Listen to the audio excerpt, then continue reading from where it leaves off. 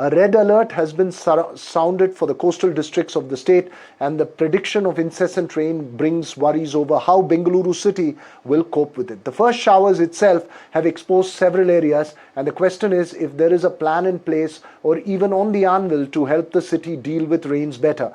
Is there even a sustained action towards it? And this is an apolitical question. If not this year, at least for the future. My colleague Deepak Bhupanna reports on how some areas have been inundated for 2 days straight and may have many such days as the monsoon season intensifies, whether it is the BJP or the Congress in power. Well, for the people living in low-lying areas, the least that they want right now is some sort of a solution. Permanent solution is something that they've been seeking, but they're not really looking at that happen in the near future. Now, for example, when you take a look at the situation in Sai layout, there hasn't been any sort of heavy rainfall in the last 24 hours. But because of the rainfall that came in on Sunday night, early Monday morning, you're looking at this entire street that continues to remain flooded because it has been drizzling through the day. There has been, partial rain as well, but not as heavy as one would expect. Now, you can assume what would happen if there is heavy rainfall for 2 continuous days. Now, the real problem here lies in the fact that this entire street or 2 is built just adjacent to the stormwater drain. Now, there is a buffer zone rule that needs to be followed for primary, secondary and tertiary stormwater drains. Clearly, that rule has been violated. Now, I will ask Kumar, my video journalist, to show you. You will be able to see a metal net of sorts there, that just across the stretch of the road where you can see vehicles. That metal barricading that you see is of a stormwater drain. Now, we are standing almost diagonally opposite that metal barricade, which is an indicator as to how close these buildings are to the stormwater drain. If this is a secondary, stormwater drain, there is at least a buffer zone of 15 to 20 meters that should be there before a construction takes place, but that has been violated. Now, for the government to fix these sort of problems, they need to clear encroachments. They need to ensure that the drains are declogged. Now, here, for example, there is, of course, a wall that has been built straight, so that while the water here gushes through this secondary stormwater drain and goes into the primary one, the inlet is very small, which leads to, of course, overflowing and the water coming back into these streets. So these are big problems, but there is, of course, a solution if the government actually plans one. The intent is needed. Especially clearing of encroachments in low-lying areas can come a long way to prevent these sort of problems. Right, that's the problem in Bengaluru. But toxic foam from industrial effluents is a nationwide problem. In the river Tenpennar, extremely worrying, as those pictures on your screen.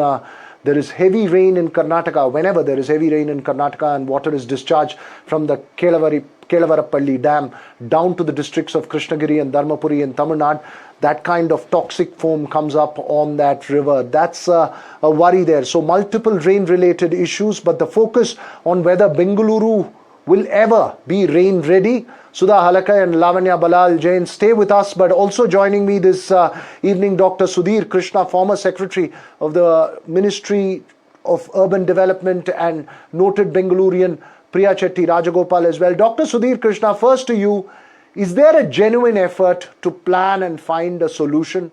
Is there a strong will and action towards that? Or is it just, and dare I say, much like the media does, a discussion when it rains and then everything's forgotten once it dries up? Well, good evening to all the viewers. I think the government had announced, Karnataka government had announced development of a master plan, drainage master plan for the greater Bengaluru 2 years ago. I'm not sure whether it is being taken seriously forward, but it is necessary because merely, of course, local drainage cleaning is necessary, no doubt. It has to be done, and repairs and maintenance of drainage system in the localities, neighborhoods. But for the not only for the greater Bangalore, but even for the Bangalore metropolitan region, under the BMRDA's metropolitan region's structure plan, a sub-plan has to be prepared for the drainage network, not only for Bangalore city, but for the surrounding areas put together. And that is a must. So Karnataka government had announced revision of BDA master plan and preparation of a drainage plan for the greater Bangalore. But I think it needs to be pushed and done in a short time, Now with satellite imagery and ground truthing, system machinery, it should be possible to do, but it is necessary. But for that, heavy rains of this kind, which is more than 100 in 24 hours, will definitely cause problem as it is causing now. A short-term efforts will not help really. We require a systematic master plan for the metropolitan region. Right, you say that we require a master plan for the region. We already have a master plan, but the question is of implementation. Very briefly, sir, before I go to the other guests, what would be the biggest roadblock and why has it still not been put in place? Is it the administrative inefficiency in the process, or is it a sense of apathy towards it? Yeah, actually, this requires machinery also. They require manpower, technical and managerial manpower to implement that also. So that is one challenge. And secondly, the master plan gets entangled with many other factors, like which areas should be allowed for development and regularization of encroachment and so on and so forth. I think it is high time that everything put together in one basket, the whole thing gets stayed.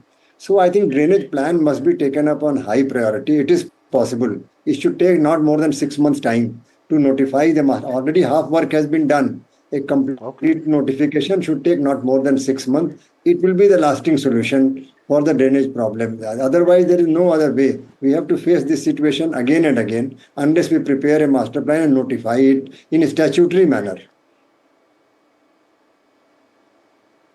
Right. You're making an important point there. It needs to be notified. Before I go to the politicians again, Priya, as a Bengalurian, do you believe that there is hope? Do you believe, because this is a perennial issue. Every time it rains, we have a city which is inundated. You have areas where water enters homes, and this is, as Dr. Krishna is saying, in the case of heavy rains now, and we are preparing for a monsoon. Do you believe that there is hope? Do you believe that there is a large citizens collective that can actually work towards, or is working towards, proofing the city from heavy rainfall?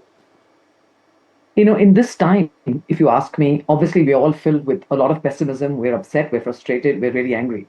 But as a general comment, are you still filled with hope?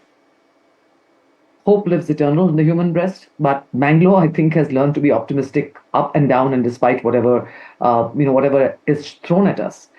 But this is a difficult time, and I think what's galling about this is not just that it's a difficult time and it's serious. It's it has so many dangerous elements, people, effort, time, the exchequer, everything's at kind of compromise right now because of the natural issue, and also initiated by the very real issue of climate change.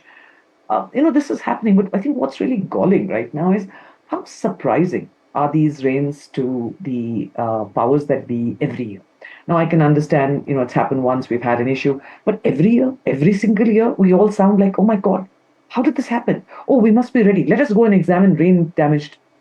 And then, of course, Bangalore becomes a meme. And, we have boats being used in the meme. We have, the Telangana or the Andhra Pradesh chief ministers immediately saying, please, all your IT companies, come to our city. We will take better care of you. It has gone beyond, I think, the reality of a very, very serious and highly preventable issue. This is all man-made. So we are not at the risk of natural calamity. The rains are coming down, and this is so untoward, so unexpected that we are drowning. I mean, that is ridiculous. So as I have said in a couple of other places also, I said, please, for whatever you do, Bangalore has stepped up every single time to the plate. We are concerned, we are partnering, but don't assume we're idiots. Every year we try and get involved. I'll give you an example of my own ward committee. From January, I have been asking our ward committee and our engineers, the person who's the EE, because that's the only one who's there as a nodal officer now. Remember, we don't have a corporator, right? And the issue of desilting. So I'm looking at my own area because that's my ward committee, and I certainly assume everybody in their area will be talking to their ward committees and trying to get it done. From January, not a single effort, not a single response. So you're talking about a level of decentralization which is not, it doesn't have might, doesn't have clout, and does not have a penalty. So even if a Priya Chetty Rajagopal picks up the phone, puts it in the WhatsApp group saying, hey, we need to do this, nothing happens. the loss to life in Checker is exchequer. Right. Just Right. and Important while point this that is you're going making on, there. I've got the two politicians on the panel, and let me.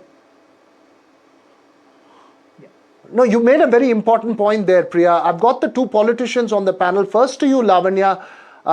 Is there a genuine sense of concern, or is it like a seasonal issue that comes up and politicians talk about it and then just forget about it? Is there a genuine sense of concern to the fact that this kind of inundation happens year on year? And I don't ask this as a Congress spokesperson, as possibly a Bengalurian, because this is the reality, whether it is the Congress or the BJP in power. Veera, actually, I noticed also Dr. Sudhir made very valid points here. So I would just like to give a quick rundown of the work that has been done in the last 1 year. Last year also we had flooding in Bengaluru, and this year, this flooding, we had 100 rains within less than 24 hours, which is considered as extremely high rainfalls. So I would like to give you a quick rundown of what the government has done in the last 1 year. So we have, we have been notified of 180 points across Bengaluru, which flood often every year, out of which 140 places have been corrected, have been worked. There are still 40 sensitive places where work needs to be done to stop the water from, being clogging, and there are flooding, artificial flooding happening. We have a rapid force, which is 30 teams there, headed by, 8 IAS officers for 8 zones who are working from a war room where all, the BESCOM, all different, wings of BBMP working together, so that there is a coordinated effort to drain the water, and there is a team always ready who have been told to be ready with pumps whenever it rains, so that the water is drained immediately. Yes, there is clogging. Okay. In April and May, we have also done desilting of most of the Raja Kalways in Bengaluru. So I would also I've got just. No, you've listed out the points. I have just, unfortunately, I just have the last minute left, and I have to get Dr. Sudha Halakai's response. Dr. Sudha Halakai, the point, would you agree that Lavanya is making, that despite whatever efforts that they are putting in, waterlogging and inundation happens because it's a reality? Or do you believe that there is an administration that needs to be held responsible for this situation?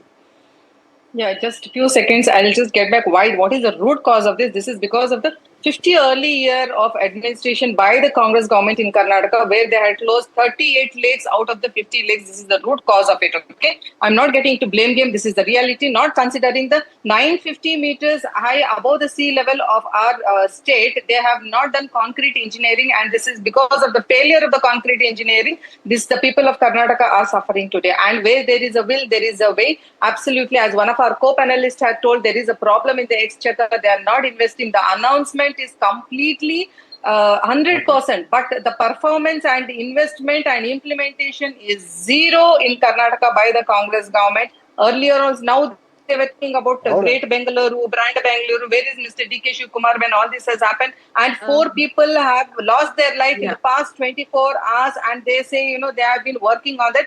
Where one of our co-panelists has told they have been talking to the ward committees from Jan and still they're not responding. We are in Karnataka. I myself am from Karnataka. I know what the problem is over here. It is the fake policies and the fake promises by the Congress government. That's it.